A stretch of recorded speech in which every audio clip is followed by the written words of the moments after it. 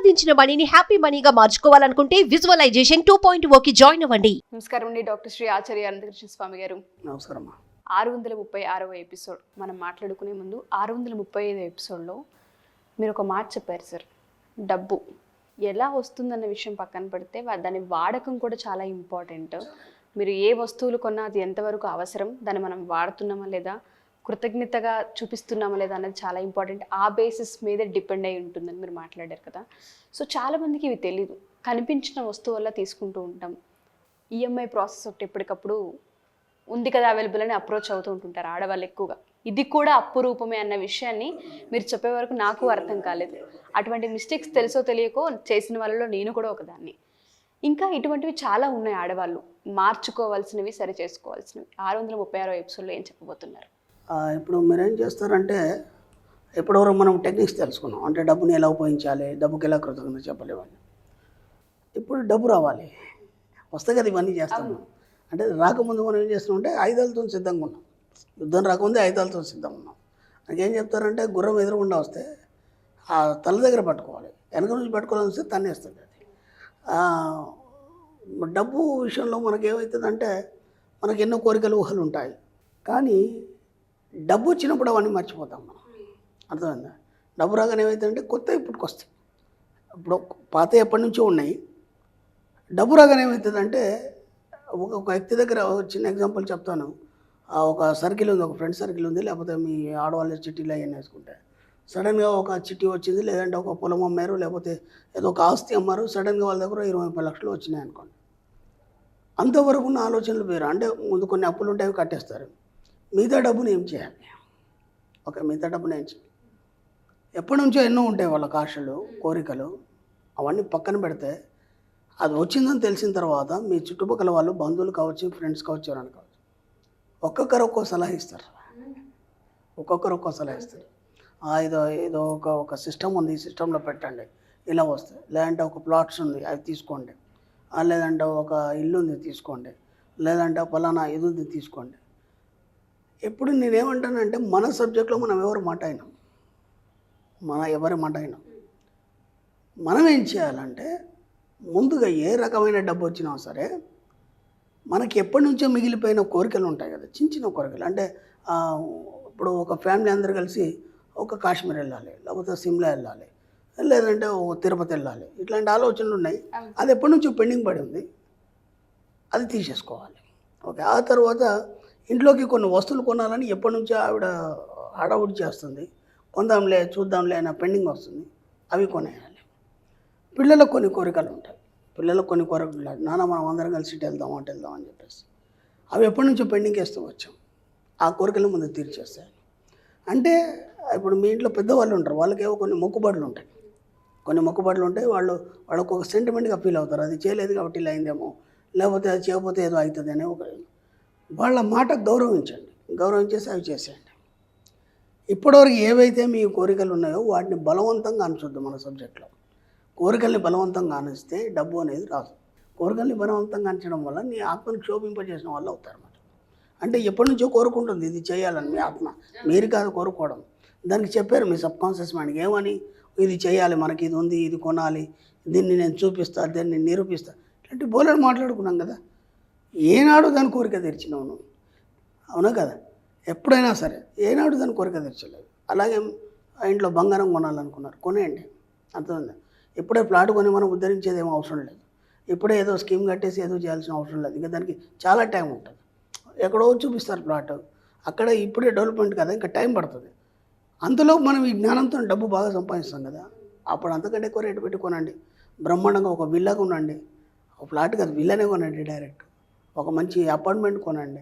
ఇవన్నీ కొనవచ్చు. అప్పుడు మనం ఏం చేస్తామంటే, అప్పటి వరకు పరిస్థితులు మారిపోతాయేమో, రేట్లు బాగా పెరిగిపోతాయి, అప్పటికి మనం చేయగలుగుతామో లేదా. అంటే నీ మీద నీకు కాన్ఫిడెన్స్, అంటే ఇన్ఫీరియారిటీ కాంప్లెక్స్, ఆత్మన్యూనత భావం నిన్ను పట్టి ఉంచి నిన్ను దాన్ని చేయకుండా చేస్తుంది.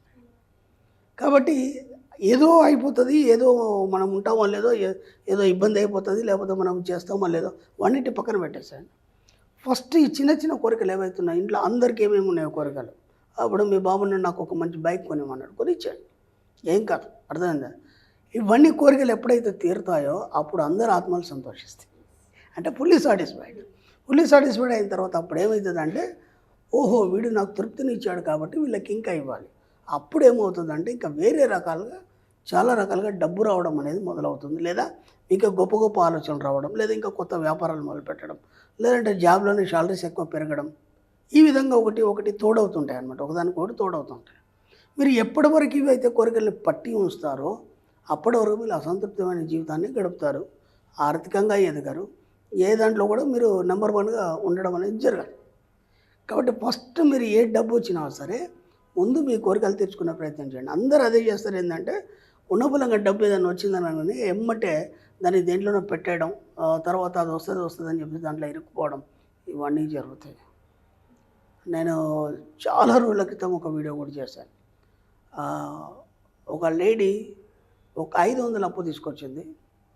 ఓకే, 500 అప్పులు తీర్చడానికి ఇంట్లో తెలియదు. 500 అప్పు అనుకోకుండా చేయాల్సి వచ్చింది. ఏదో సందర్భంలో అందరు ఆడవాళ్ళు ఇట్లా వెళ్తుంటే ఏదో సందర్భంలో ఆ అమ్మాయి చాలా పిరికి, చెప్పలేదు, భర్తతోనే ఏదో మాట్లాడాడు.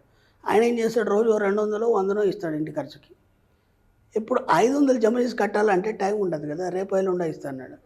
ఆ 500కి ఇంకో దగ్గర 1000 రూపాయలు అప్పు చేయాల్సి వస్తుంది వాళ్ళ ఫ్రెండ్ సర్కిల్లోనే. ఇప్పుడు ఆ 1000 రూపాయలు అప్పు కట్టడానికి ఒక 5000 చేయాల్సి, అది 5 లక్షల దాకా పెరిగింది. దాన్ని చక్కగా నేను వీడియోలో చాలా చక్కగా ఎక్స్ప్లెయిన్ చేశాను. ఎలా జరిగింది ఆ సిచ్యువేషన్ అంతా అనేది ఎక్స్ప్లెయిన్ చేసాను. వీలైతే ఆ వీడియో చూడండి. అంటే మన ఆలోచన విధానంలో మనం ఏం ఆలోచిస్తున్నాం, మనం ఏం చేస్తున్నాం అనేది మర్చిపోయి ఏదో ఒకటి చేసేయాలని హడవుడిలో ఏదో ఒకటి చేసేస్తాం. అలా కాకుండా నేను భారీ డ్యామేజ్ తర్వాత ఆలోచిస్తే అప్పుడు మనం ఎక్కడ ఉంటాం మనకు తెలియదు. అలాగని మనం బయటికి చెప్పలేము. ఎలాగైనా మళ్ళీ మీరే భరించాలి కదా ఆ సిచ్యువేషన్ అంతా. అందుకని జాగ్రత్తగా ఏ డబ్బు వచ్చినా సరే హడావుడిగా దేంట్లో పెట్టి మీరు మోసపోకుండా, లేకపోతే దానికోసం ఎప్పుడూ జరిగే దానికోసం ఇప్పుడు ఆశపడకుండా జాగ్రత్తగా ఆలోచించి ముందు మీ కోరికలన్నీ తీర్చేసుకోండి. మీ ఇంట్లో వాళ్ళందరూ మీరు రెస్టారెంట్ వెళ్ళండి, హాయిగా తినండి, ఇలా చేయండి. చేసినప్పుడు ఏమవుతుందంటే మీ ఆత్మ సంతృప్తి చెంది మీకు అంతకు రెట్టింపు డబ్బు రావడం అనేది మొదలవుతుంది. ఇది చాలా చిన్న టెక్నిక్. మీరు పాటించి చూడండి ఒకసారి. పిల్లలు కావచ్చు, మీరు కావచ్చు, మీ ఆయన కావచ్చు, ఇంట్లో పెద్దవాళ్ళు కావచ్చు, ఏమేమి ఉన్నాయో అన్నీ తీర్చేసుకోండి. ఏది కూడా ఆపకండి. అర్థమైందా? మళ్ళీ డబ్బు వస్తున్న కొద్దీ కొత్త కోరికలు పెంచుకోండి. దానికి తగ్గట్టుగా డబ్బు రావడం అనేది మొదలవుతుంది. అద్భుతంగా ఉంది నరేషన్. ఎందుకంటే చాలామందికి తెలీదు, కొన్ని కోరికలను అలా అణిచివేసుకొని ఉంటుంటారు ఆడవాళ్ళు. ఎప్పుడైతే ఆత్మ సంతృప్తి ఉంటుందో సంపద పెరుగుతూ ఉంటుంది అన్న విషయం అర్థమవుతుంది. సో ఈ ఎపిసోడ్లో ఏదైనా చిట్కా సార్? మన సబ్జెక్ట్లో దేవుళ్ళు, పూజలు, పునస్కారాలు ఇవన్నీ ఏం లేవు కదా. మన ఈ సబ్జెక్ట్లో మనీ అనే సబ్జెక్ట్లో అవన్నీ లేవు. చాలామందికి ఒక డౌట్ వస్తుంది, లేవని అంటే ఎట్లా, ఎందుకంటే మరి రోజు చేసే ఇది కదా, మళ్ళీ ఇంట్లో పెద్దలు ఉంటారు చేస్తారు, దాంతో మళ్ళీ ఇబ్బంది అవుతుంది. నేనేమంటానంటే మన సబ్జెక్టులో లేవు, ఆ సబ్జెక్టు వేరని చెప్పాను. ఓకేనా? క్యాజువల్గా మీరు ఏం చేస్తారంటే దేవుడి మందిరంలోకి వెళ్ళేసి ఓ దీపం ముట్టించేసి, ఓకే, ఆ ఫార్మాలిటీస్ ఏదో చేసేసి, ఓకేనా, సింపుల్గా థ్యాంక్ యూ నర్స్ అని చెప్పేసి బయటికి వచ్చేయండి. ఓకేనా? ఇప్పుడు ఏమవుతుంది, ఇంట్లో వాళ్ళకి ఇబ్బంది ఉండదు, మీకు ఇబ్బంది ఉండదు. అంటే ఇక్కడ కన్ఫ్యూజ్ అవుతున్నారు. మన సబ్జెక్టులో దేవుళ్ళు లేనవు, ఇవన్నీ మొక్కుబడులు ఇవన్నీ లేవని మన సబ్జెక్టులో చెప్పినప్పుడు, అయ్యో ఇలా అయితే మరి ఎలా, రేపు సిచ్యువేషన్ ఏంటి, ప్రతి పండగ అయితే చేసుకోవాలి, ఇంట్లో వాళ్ళందరికీ నేనేం చెప్పాలి సమాధానం. ముఖ్యంగా మగవాళ్ళు అంటే వాళ్ళు పట్టించుకోరు, బయట వెళ్ళిపోతారు, ఏదో చేస్తారు. ఆడవాళ్ళు అయితే ఇవన్నీ చేయాలి కదా, చేద్దని అనటం లేదు. మనం అన్ని ఫార్మాలిటీ చేయాలి, అన్ని పండగలు చేయాలి, అన్ని బ్రహ్మాండంగా చేసుకోవాలి. కాకపోతే మన సబ్జెక్ట్లో జస్ట్ ఏం చేస్తామంటే అన్నిటికీ కలిపి ఒకసారి థ్యాంక్ యూ యూనివర్స్ అని చెప్పేసి బయటకు వచ్చేస్తాం. ఇది పాటించండి, అన్నిటికీ వర్తిస్తుంది. ఇక దాంట్లో దేవుడు వస్తాడు, అన్నీ వచ్చేస్తాయి, ఎవరికి ఇబ్బంది ఉండదు. అసలు క్లాసెస్ ఎప్పుడెప్పుడు ఉండబోతున్నాయి? చాలా మంది అడిగేది క్లాసుల వివరాలు చెప్పండి అని, ఒకసారి దాని గురించి. మనకి ఇప్పుడు జూలైలో మనకి 14వ తారీఖు మనకి హైదరాబాద్లో ఉందమ్మా. అలాగే మనకి బెంగళూరులో 28 జూలై ఉంది, విజయవాడలో 4th ఆగస్ట్ ఉంది, అనంతపురంలో 11th ఆగస్ట్ ఉంది, విశాఖపట్నంలో 1st సెప్టెంబర్ ఉందమ్మా. అలాగే తిరుపతిలో మనకి 8th సెప్టెంబర్ ఉంటుంది. మనకన్నిటికంటే ముఖ్యంగా ఏంటంటే మళ్ళీ మనకు స్పెషల్ క్లాస్ వచ్చింది. ఎప్పుడు sir special class? Special class వచ్చి మనకి 25 ఆగస్ట్ ఉంటుంది. ఓకే. స్పెషల్ క్లాస్ గురించి గతంలో కూడా మనం చాలాసార్లు చెప్పాం. అంటే మామూలు రెగ్యులర్ క్లాస్ కంటే అది కంప్లీట్గా డిఫరెంట్గా ఉంటుంది సబ్జెక్టు, మళ్ళీ కొత్తగా ఉంటుంది, చాలా డెప్త్గా ఉంటుంది. మనం ఇంకా సాధించాలనుకుంటున్నాం. అంటే రెగ్యులర్ క్లాస్ ద్వారా మనం సాధించవచ్చు, డబ్బు అవన్నీ వస్తాయి.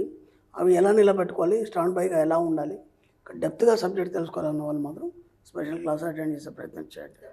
ఎందుకంటే చాలా రష్గా ఉంటుంది, వీలైనంత తొందరగా ఎన్రోల్ చేసుకునే ప్రయత్నం చేయండి. Thank you sir, thank you so much. Thank you. Suman టీవీలో మీ పర్సనల్ అండ్ బిజినెస్ ప్రమోషన్స్ కోసం కింది నెంబర్కి కాంటాక్ట్ చేయండి.